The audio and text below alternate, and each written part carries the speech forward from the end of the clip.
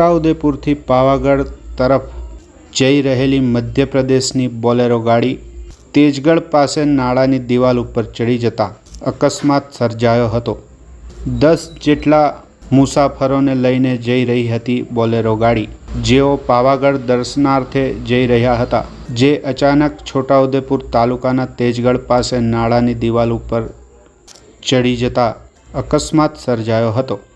આ ગાડી દિવાલ ઉપર ફસાઈ જતા ટ્રેક્ટર દ્વારા ગાડીને કાઢવાનો પ્રયાસ કરવામાં આવ્યો હતો।